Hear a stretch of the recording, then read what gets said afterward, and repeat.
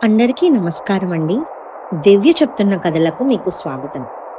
నా ఛానల్‌లో కథలు కొత్తగా వింటున్నవారు తప్పకుండా నా ఛానల్‌ని సబ్స్క్రైబ్ చేసి నాకు సపోర్ట్ చేస్తారని నేను ఆశిస్తున్నాను.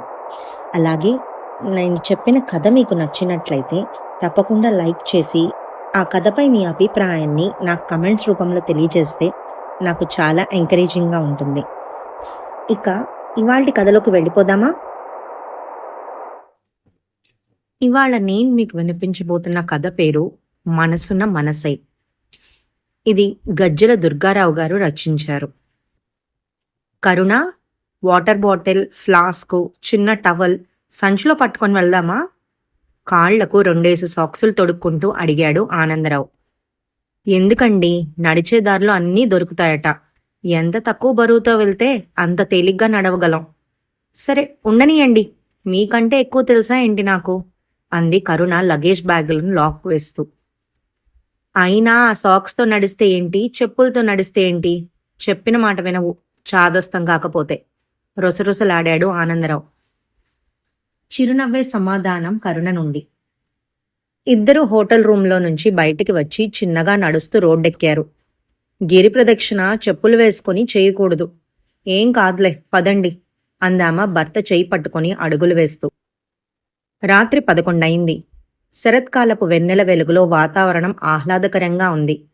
సాయంకాలం బాగా కురిసిన వానకు తడిసిన చెట్ల ఆకులు నీటి బొట్లను రాలుస్తున్నాయి. రాత్రిపూట వ్యాపారం చేసుకునే షాప్ వాళ్లన్నీ సర్దుకొని సిద్ధంగా ఉన్నారు. ఒక ఆధ్యాత్మిక శోభ కనిపించింది కరుణకి. భక్తి, వ్యాపారం అనిపించింది ఆనందరావుకి. ఆనందరావు గుంటూరులో ఎంఆర్ఓగా పనిచేస్తున్నాడు. ఇంకో 4 ఏళ్ల సర్వీస్ ఉంది. కరుణ గృహిణి. 32 ఏళ్ల అన్యోన్య వైవాహిక బంధం వారిది. ఆయనది తీరికలేని ఉద్యోగం. నికార్సైన మనిషిగా డిపార్ట్మెంట్లో మంచి పేరు ఉంది. ఆనందరావు హేతువాది. గుళ్ళు, పూజలు అంటే పెద్దగా ఇష్టపడడు. కరుణ పరమభక్తురాలు. చెట్లో, పుట్టలో, రాయిలో, రప్పలో సైతం దేవుణ్ణి చూసే తత్వం తనది. భార్య భర్తని, పూజల్ని ఎప్పుడూ అడ్డుకోలేదాయన. భర్త నాస్తికత్వాన్ని ఏనాడూ తప్పుపట్టలేదావిడ. వాళ్ళకిద్దరు పిల్లలు, సుమన, సౌరభ్. బెంగళూరులో సాఫ్ట్వేర్ ఇంజనీర్ సంబంధం తెచ్చి ఏడాది క్రితం సుమనకి ఘనంగా పెళ్లి చేశారు. సౌరభ్ బీటెక్ ఫైనల్ ఇయర్ చదువుతున్నాడు. పిల్లల విషయంలో వారికి ఏమాత్రం సంతోషం మిగల్లేదు. భర్త సంతోష్తో గొడవపడి 2 నెలలుగా పుట్టింట్లోనే ఉంటోంది సుమన. కూతురు చెప్పిన కష్టాలు విని అల్లుడి మీద లీగల్గా యాక్షన్ తీసుకోవడానికి సిద్ధమవుతున్నాడు ఆనందరావు. మరోవైపు సౌరభ్ చదువు ఏమాత్రం ముందుకు పోవట్లేదు. అతనికి చదువు మీద ఆసక్తి ఉండట్లేదు. ఈ పరిణామాలతో వారింట ఒక నిశ్శబ్ద అశాంతి నెలకొంది. ఒకరోజు రాత్రి భోజనాలయ్యాక కరుణ ఆనందరావుతో, మనం పెద్దవాళ్లం అయిపోతున్నాం. నాకు మోకాళ్ల నొప్పులు మొదలయ్యాయి. కోప్పడనంటే ఒకటి అడుగుతా మరి, అంది సోఫాలో భర్త పక్కన కూర్చుంటూ. ల్యాప్టాప్లో ఆఫీస్ మెయిల్స్ చూస్తున్నాడు ఆనందరావు. ఏంటన్నట్టు చూశాడు ఆమె వైపు తల తిప్పి. ఒకసారి అరుణాచలం గిరి ప్రదక్షిణకు వెళ్దామండి. భక్తితో కాకపోయినా నా కోసం రండి ప్లీజ్, అందామా కాస్త బెరుగ్గానే. నాకెక్కడ ఖాళీ ఉంటుంది కరుణ, అన్నాడాయన కుదరదన్నట్లుగా. అదే దొరుకుతుంది, ప్రయత్నించండి. మీరు గుళ్ళోకి రావద్దు, పూజ చెయ్యొద్దు, కాస్త నాతో నా పక్కన నడిస్తే చాలు, అంది కరుణ భర్తను ఒప్పించడానికి ప్రయత్నిస్తూ. కాసేపు ఆలోచించిన ఆనందరావు, సరేలే వచ్చే శనివారం వెళ్దాం అన్నాడు. కరుణ ఆనందానికి అవధుల్లేవు. అలా వారి యాత్ర మొదలైంది. ఆనందరావు, కరుణ నడుస్తున్నారు. భక్తి పారవస్యంతో ప్రశాంతంగా కొందరు, ఉత్సాహపూరిత వేగంతో కొందరు, ఎలాగోలా ఓపిక తెచ్చుకొని కొందరు నడుస్తున్నారు. ఇంద్రలింగం దగ్గర 8 శివలింగాల రూట్ మ్యాప్ బోర్డు చూస్తూ ముందుకు వెళ్లారు. ఓ కిలోమీటర్ నడిచేటప్పటికి కాస్త అలుపొచ్చింది కరుణకి. గమనించిన ఆనందరావు, కరుణ కాసేపు ఆ బెంచ్ మీద కూర్చుందాం పదా అన్నాడు. ఇద్దరూ రోడ్డు పక్కనున్న బెంచ్ పైన కూర్చున్నారు. పిల్లలు కూడా ఉంటే బాగుండేదండి, అందామ అరికాళ్లను ఒత్తుకుంటూ. ఏం పిల్లల్లే కరుణ, సుఖం సంతోషం లేని పిల్లలు, అంటూ బరువుగా నిట్టూర్చాడు ఆనందరావు. ఈ అరుణాచలంలో గిరి ప్రదక్షిణ చేస్తే సమస్యలు తీరిపోతాయట, అందామ నవ్వుతూ. చురుగ్గా చూశాడు ఆయన ఆవిడ వైపు. అందుకే లాక్కొచ్చావా నన్ను, అన్నాడు కాసేపు నిశ్శబ్దం. ఎంతో ఇష్టపడి ఘనంగా పెళ్లి చేశాం. పిల్లని నానా కష్టాలు పెట్టి పంపాడు. వాడిని లోపల వేయించి మక్కిళ్ళెరగదీస్తా చూడు అన్నాడు కాస్త ఆవేశంగా. రాక రాక గుడికి వచ్చాం. ఈ 2 రోజులన్నీ మర్చిపోయి ప్రశాంతంగా ఉండండి ప్లీజ్ అంది భర్తని శాంతపరుస్తూ. రాత్రి 12 దాటింది. రోడ్డుకి 2 వైపులా దీపాల కాంతిలో ఒక ప్రశాంతత, ఆధ్యాత్మిక చైతన్యం కనిపిస్తోంది నడుస్తున్న వారిలో. నైరుతి లింగానికి సమీపంలోకి వచ్చాక, కరుణా, టీ తాగుదామా అని అడిగాడు ఆనందరావు. నేనే అడుగుదామనుకుంటున్నా, అక్కడ టీ స్టాల్ ఉంది పదండి అందామా. కూర్చోండి సారు అంటూ 2 ప్లాస్టిక్ స్టూల్స్ చూపించింది టీ స్టాల్లోని మహిళ. 30 ఏళ్లుంటాయి అటు ఇటుగా. తెలుగు వాళ్ళ మీరు? సంతోషంగా అడిగింది కరుణ. అవునమ్మా, ఇక్కడ షాపులు నడిపే వాళ్లలో సగం మంది తెలుగోళ్లే అందామ గాజు గ్లాసులు వేడి నీళ్లలో కడుగుతూ.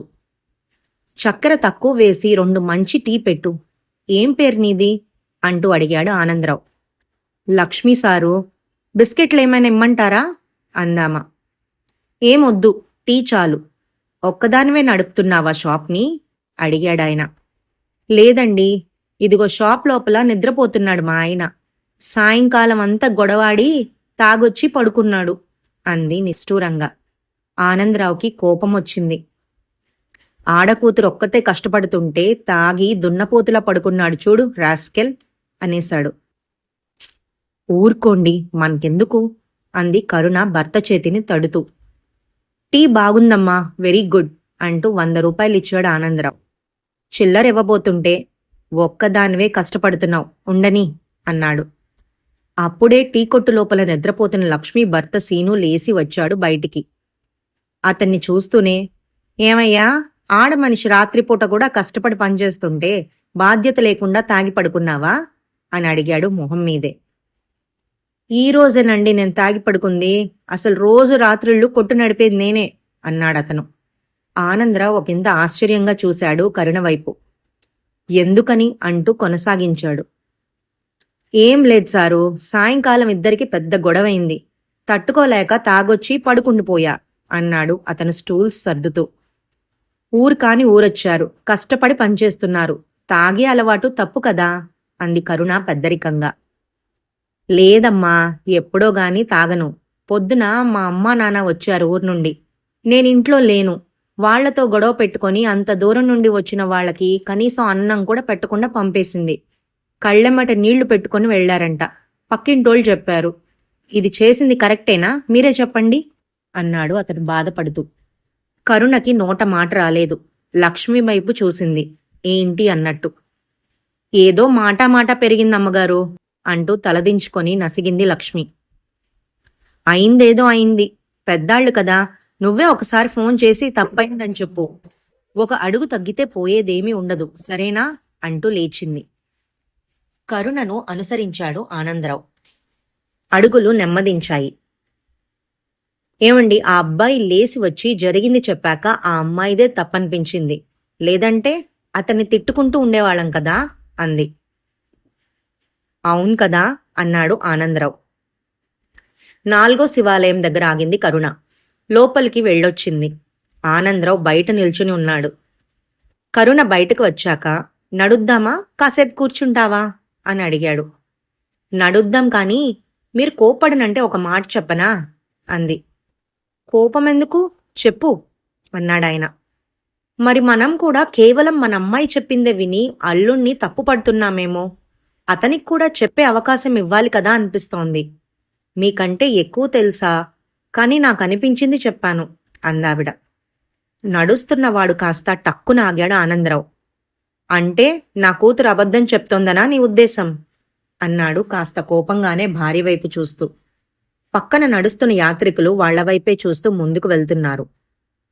కాస్త చిన్నగా మాట్లాడండి, నా మనసు కనిపించింది మీతో అన్నానంతే అంది అనునయంగా. ఆనందరావు కాస్త మెత్తబడ్డాడు. ఇప్పుడేం చేద్దామంటావు అడిగాడు సలోచనగా. ఒకసారి అతనితో ఫోన్లో మాట్లాడదాం అంది కాస్త బెదురుగా. ఎప్పుడు? ఇప్పుడే. ఇప్పుడా? 1 గంటైంది.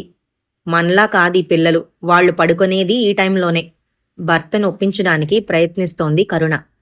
మౌనంగా ముందుకు నడిచాడు ఆనందరావు. కొద్దిసేపు అయిన తర్వాత నెమ్మదిగా జేబులోంచి ఫోన్ తీసి అల్లుడికి ఫోన్ చేశాడు. ఫోన్ మోగుతోంది. సంతోష్ లిఫ్ట్ చేయలేదు. చూశావా, తీశాడేమో. అందుకే చేయనన్నాను అన్నాడు అసహనంగా.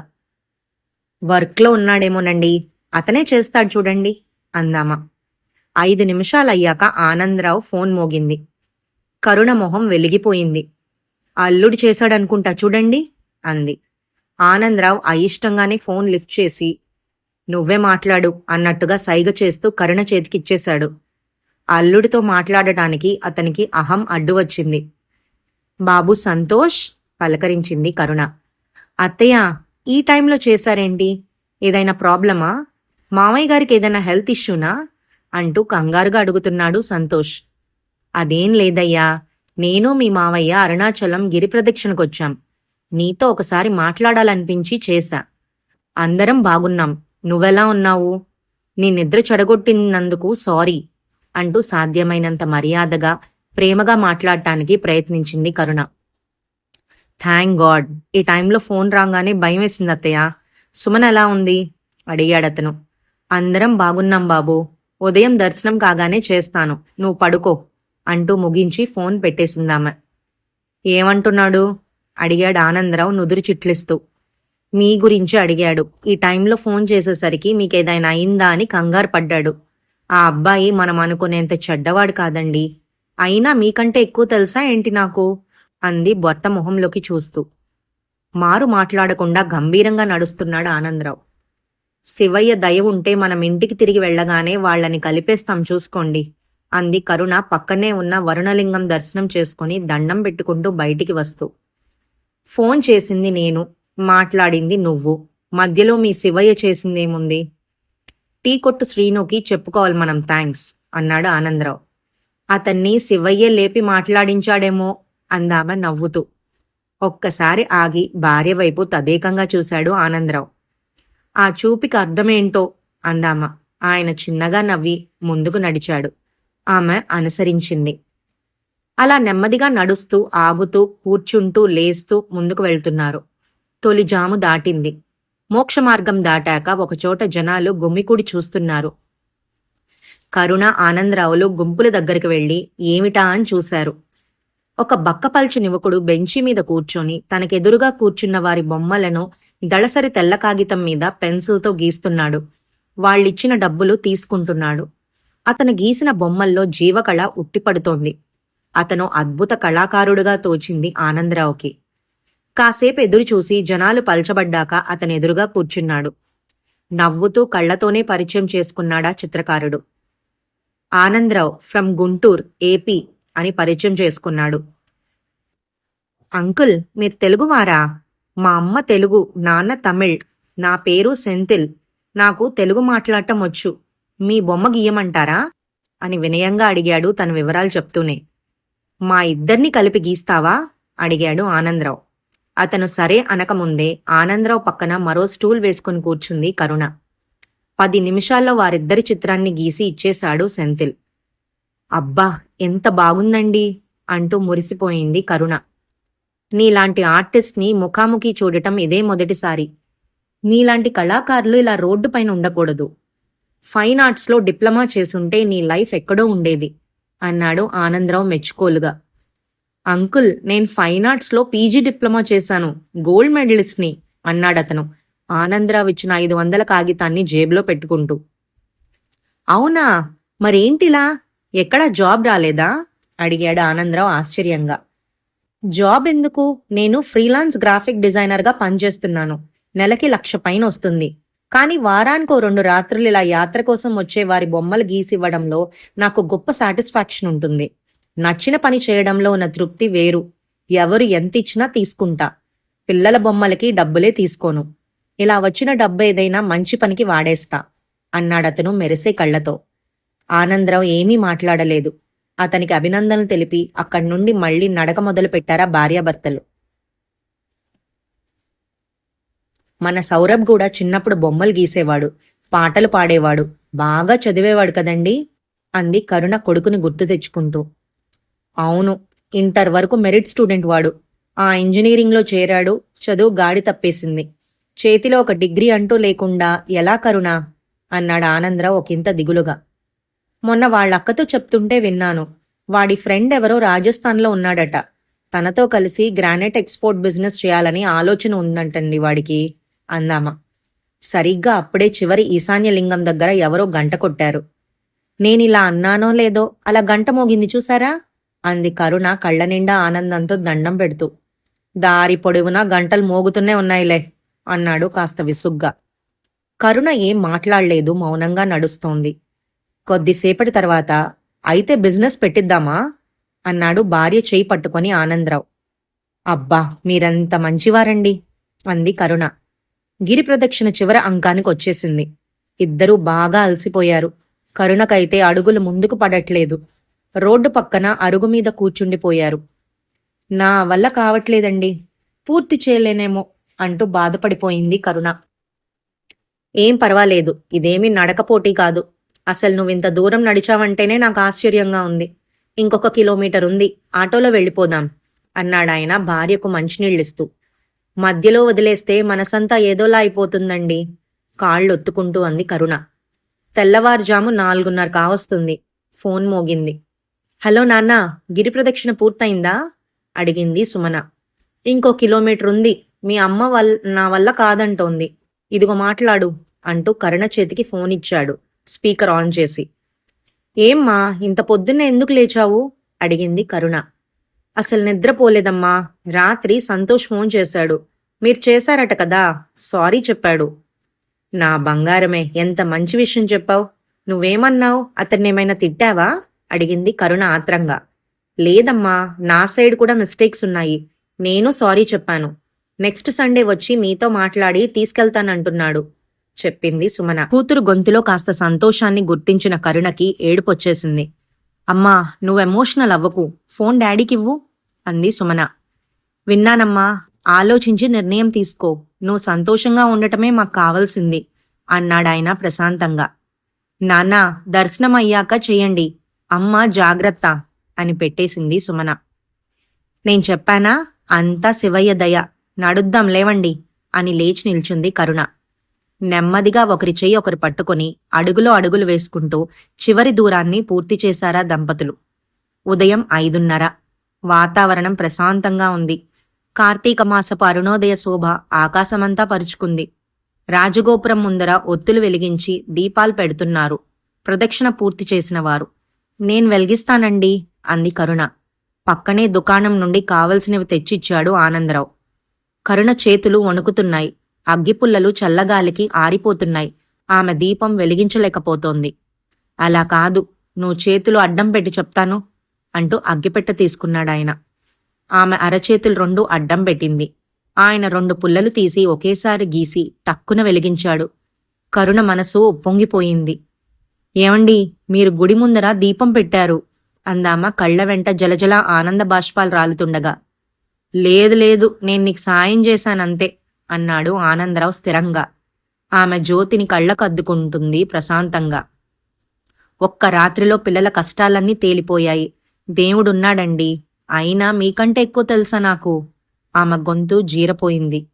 ఏడవకు, బయట ప్రపంచంలో తిరుగుతూ ఇంట్లో సమస్యలకు మూలాలకు తెలుసుకోలేకపోయాను నేను. 4 గోడల మధ్య ఉంటూనే ప్రపంచాన్ని చదివేశావు నువ్వు. నాకంటే నీకే ఎక్కువ తెలుసు అంటూ ఆమె భుజం తట్టాడు ఆనందరావు. గిరి ప్రదక్షిణ ఫలితంగా సమస్యలు తేలిపోయాయి అని బలంగా అనుకుందామా. సమాజంలోని మనుషుల పోకడలను దగ్గరగా చూడటం వల్ల ఇంట్లో సమస్యలకు పరిష్కారం దొరికింది అనుకున్నాడాయన. ఆమె మనసులో ఏముందో ఆయనకు తెలుసు. ఆయన మనసులో ఏమనుకుంటున్నాడో ఆమెకి తెలుసు. ఆకాశం 4 చినుకులు రాల్చి అక్షింతలు చల్లింది వారిపైన. ఈ కథ ఇక్కడితో సమాప్తం.